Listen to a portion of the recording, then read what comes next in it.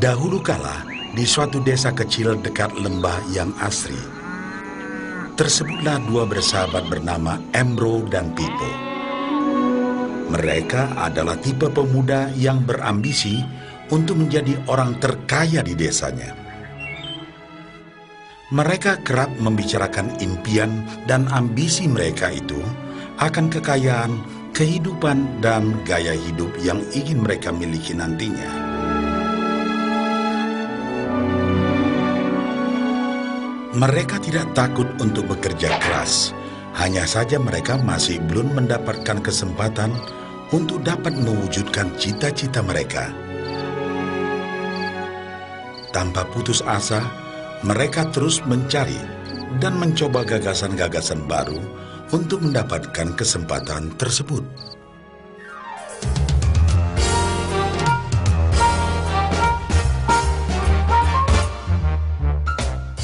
Hingga suatu hari, kesempatan itu pun datang.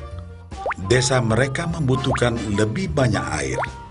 Oleh karena itu, kepala desa mempekerjakan Embro dan Pipo untuk mengambil air dari mata air di gunung untuk dibawa ke tempat penampungan di desa. Mereka akan dibayar sesuai dengan banyaknya air yang dapat mereka bawa. Maka mereka berdua pun menyambut dengan baik kesempatan ini. Embro dan Pipo pun segera melaksanakan pekerjaan tersebut dengan bersemangat. Setiap hari, sejak pagi hingga sore, mereka bergegas menuju mata air dengan membawa ember masing-masing. Mereka bekerja keras untuk membawa air sebanyak mungkin ke tempat penampungan air di desa.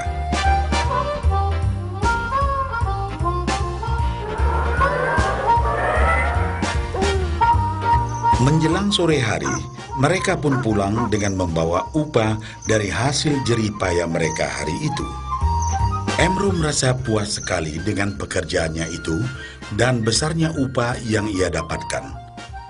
Dia yakin bahwa dengan pekerjaannya ini, ia bisa segera mewujudkan cita-citanya. Bahkan untuk menambah penghasilannya, Embro membuat ember yang lebih besar agar dapat lebih banyak membawa air. Embro yakin dengan penghasilannya sebesar itu, tak lama lagi ia bisa segera membeli sapi dan memiliki gubuk baru yang ia idam-idamkan.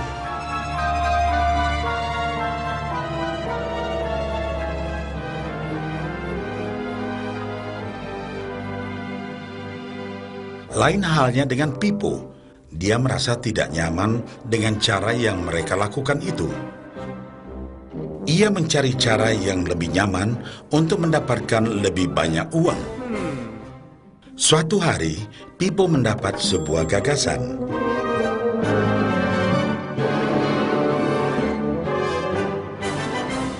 Ia berniat membangun sebuah saluran pipa yang akan mengalirkan air dari mata air langsung ke tempat penampungan air di desa. Dengan saluran pipa tersebut, ia akan mendapat lebih banyak air tanpa perlu lagi membawa ember ke mata air. Ia sangat antusias dengan gagasannya ini. Pipo pun mulai menceritakan gagasannya ini kepada Embro dan mengajaknya bekerja sama.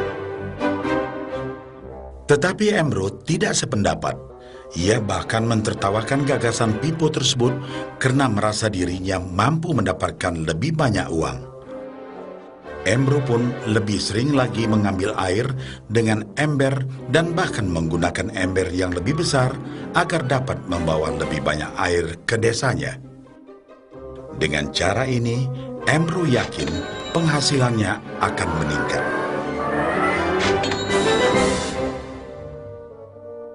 Pipo akhirnya memutuskan untuk mewujudkan sendiri gagasannya itu.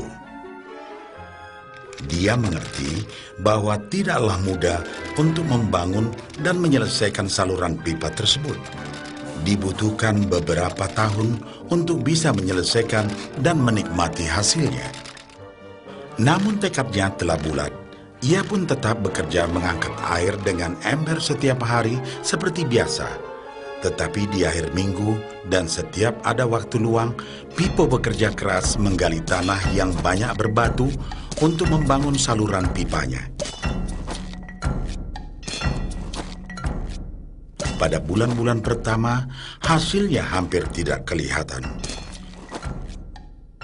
Orang-orang desa mulai banyak mentertawakan dan mencemooh Pipo. Mereka menjulukinya Pipo si manusia saluran pipa.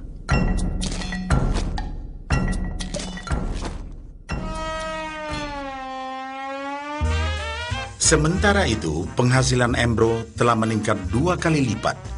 Ia sudah berhasil membeli sapi dan memiliki gubuk baru yang lebih besar. Gaya hidupnya pun sudah mulai berubah.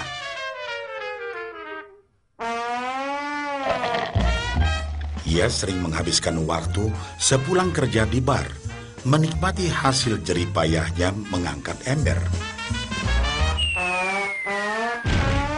Namun, tanpa disadari, badan Embro kini mulai jadi bungkuk karena begitu beratnya ia harus mengangkat ember besar setiap hari.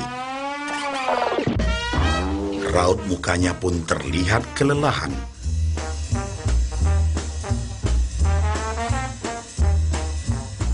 Semakin hari, semakin sedikit air yang dapat dibawanya karena tenaganya berkurang seiring bertambahnya usia.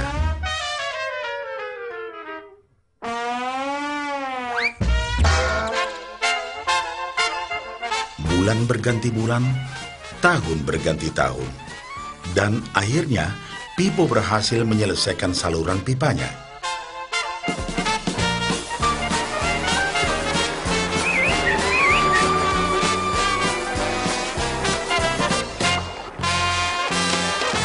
Kini, tanpa perlu bersusah payah mengangkat ember, Pipo akan mendapat lebih banyak uang berkat air yang terus mengalir memenuhi tong-tong air di tempat penampungan. Air terus mengalir tanpa henti, bahkan saat ia tidur, makan, ataupun saat pergi berlibur. Pipo pun puas dan bangga. Berkat tekad dan kerja keras, kini penghasilannya pun mengalir tiada henti, seiring aliran air di saluran pipanya.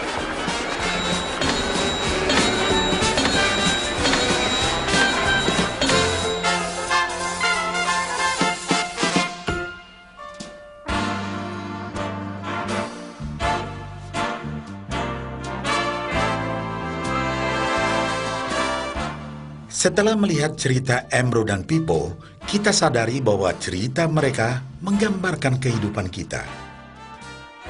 Pekerjaan yang dilakukan mereka melambangkan apa yang dilakukan kebanyakan orang dalam mendapatkan penghasilan. Embro mendapatkan penghasilannya dengan cara menggunakan ember. Ia harus pulang pergi mengisi embernya dari mata air ke desa untuk ditukarkan dengan uang. Untuk meningkatkan penghasilan, yang dilakukan Embro adalah dengan cara lebih rajin pergi ke mata air dan juga memperbesar ukuran embernya. Dalam kehidupan yang nyata, sangatlah normal kalau kita ingin meningkatkan penghasilan, kita harus bekerja lebih keras.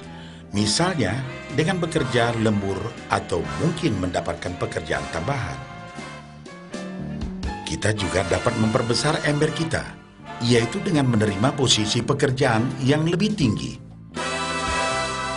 Sebagian besar dari kita menukarkan waktu kita untuk mendapatkan uang. Seperti juga Embro, kita pun memiliki waktu yang terbatas untuk dibarterkan menjadi uang. Dan kita tahu, setiap orang hanya memiliki 24 jam per hari. Dan tidaklah mungkin kalau kita membarterkan seluruh waktu kita untuk bekerja. Dan yang lebih sulit lagi, yaitu jika kita tak mampu lagi membarter waktu kita, karena alasan usia, kesehatan, ataupun alasan lainnya, sehingga penghasilan kita terhenti sama sekali. Tetapi coba perhatikan apa yang dilakukan Pipo. Secara bijaksana, Pipo tidak membarterkan seluruh waktunya hanya untuk mendapatkan penghasilan yang terbatas. Tetapi dia menggunakan sebagian waktu yang dimilikinya untuk membangun saluran pipa, karena dia tahu bahwa saluran pipa ini akan mendatangkan penghasilan yang berkesinambungan tanpa dia harus membarterkan seluruh waktunya. Dia tahu bahwa suatu hari nanti, mungkin karena alasan usia atau kesehatan, dia akan tidak dapat lagi membarterkan waktunya dengan uang. Sedangkan bila ia mampu mewujudkan gagasan saluran pipanya itu, dia hanya perlu bekerja keras sekali saja untuk membangun saluran pipa. Setelah saluran pipa selesai, maka penghasilan akan terus mengalir bagi Pipo. Pipo telah menunjukkan kepada kita bahwa untuk mendapatkan penghasilan, kita tidak selalu harus dengan cara barter waktu dengan uang. Ada cara lain yang lebih baik. Bagaimana dengan Anda?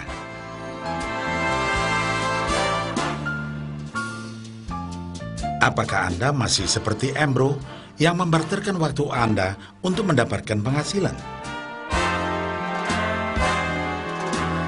Atau Anda ingin mengikuti jejak Pipo dengan mulai membangun saluran pipa untuk mendapatkan penghasilan yang berkesinambungan?